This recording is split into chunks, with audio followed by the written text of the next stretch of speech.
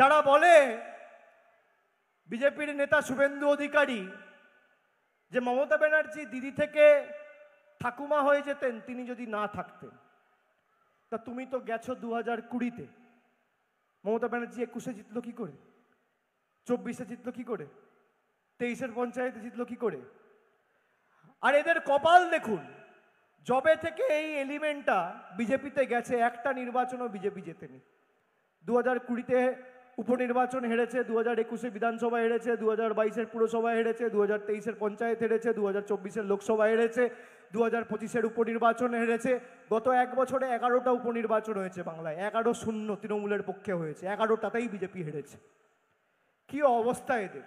আগে বিজেপির রাহুর দশা চলছিল, শনির দশা, আর এখন কেতুটা গিয়ে কেতু আর শনির দশা সংযোজিত হয়েছে। জবে থেকে গেছে সব নির্বাচন হেরেছে। এরা নাকি বাংলায় আবার অপারেশন সিন্দুর করবে, অপারেশন বেঙ্গল, মানে কি এমএলএ কেনাবেচা করবে। বন্ধু, তোমার কথায় তোমাকে বলি যে তুমি যে বলেছো দিদি থেকে পিসিমা হয়ে যেতে, মাসিমা হয়ে যেতে, মুখ্যমন্ত্রী হতে পারতেন না। মমতা ব্যানার্জি নিজের দমে মুখ্যমন্ত্রী হয়েছে। 34 বছরের সিপিএমের জগদ্দল পাথরকে মানুষের আশীর্বাদ নিয়ে সরিয়েছে। আর তোমাকেও বলে রাখি, তুমি দাদা থেকে কাকা, কাকা থেকে জেঠু, আমি এই ভাষা ব্যবহার করি না, কিন্তু তুমি এই ভাষাই বোঝো, আমার কিছু করার নেই। তুমি দাদা থেকে কাকু, কাকু থেকে জেঠু, আর জেঠু থেকে দাদু হবে। তৃণমূল কংগ্রেসকে মানুষের হৃদয় থেকে আগামী 50 বছর বাংলার মাটিতে সরাতে পারবে না। দম থাকলে লড়ো, লড়ো, করতে পারলে করো, লড়তে পারলে লড়ো, আর ধরতে পারলে ধরো, নইলে মুখ বন্ধ করে বাড়িতে গিয়ে ঘুমিয়ে পড়ো। আমি চ্যালেঞ্জ করছি, ব্যবধান আরো বাড়বে। আরে আমার জায়গায় অন্য কেউ হলে বলতো কি যে বিপুল ব্যবধানে জিতবো, আমি বলছি ব্যবধান বাড়াবো। আমার চ্যালেঞ্জ পছন্দ, 7,10,000 টাকা 11,000 করবো, 12,000 করবো, 1 ভোট কমবে না, বাড়বে। আমার আস্থা মানুষের প্রতি, আমার আস্থা তৃণমূলের কর্মীদের প্রতি, আমার আস্থা তৃণমূলের বুথে বসা কর্মীদের উপর। তার কারণ তারা সারা বছর মানুষের পাশে থাকে।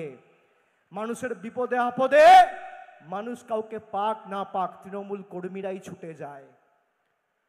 আমরা সবসময় মানুষের পাশে দাঁড়িয়েছি, আর আগামী দিনও ব্যতিক্রম হবে না। যাই হোক, সভা অনেকক্ষণ শুরু হয়েছে, 5:30 বাজে, 3টে সভা শুরু হয়েছে, প্রায় 2.5 ঘন্টা হতে চলল। যারা এসছেন আপনারা বইগুলো নিয়ে যাবেন, এবং এলাকায় যাতে সার্বিকভাবে আমরা কি কাজ করেছি মানুষ জানতে পারে, মানুষ বুঝতে পারে, সেটা আপনারা সুনিশ্চিত করবেন। এবং বিজেপির কুৎসার ধারাবাহিক জবাব যেভাবে আমরা দিয়েছি একইভাবে দিতে হবে। আমরা যেমন নিঃশব্দ বিপ্লব করেছি, বিজেপি করেছে সশব্দে কুৎসা, নিঃশব্দ বিপ্লবের উল্টো। তো কুৎসার জবাব নিঃশব্দ বিপ্লবের মাধ্যমে মানুষকে তথ্য পরিসংখ্যানের নিরিখে আমরা দিয়েছি, আগামী দিনও দেবো। আমি সকলকে আরেকবার ধন্যবাদ, কৃতজ্ঞতা, প্রণাম জানিয়ে, আমার অভিনন্দন জানিয়ে, আমার শ্রদ্ধা নিবেদন করে, প্রবীণ যারা এসছেন তাদের সকলকে আপনাদের পায়ে হাত দিয়ে আমি প্রণাম করে, আর সমবয়সী সহযোদ্ধা যারা এসছেন তাদের সকলকে শুভেচ্ছা, ভালোবাসা জানিয়ে, মায়েদেরকে আমার কৃতজ্ঞতা জানিয়ে আমি আমার বক্তব্য এখানেই শেষ করলাম। জয় হিন্দ, বন্দে মাতরম, তৃণমূল কংগ্রেস জিন্দাবাদ, মমতা বন্দ্যোপাধ্যায় জিন্দাবাদ, মা মাটি মানুষ জিন্দাবাদ।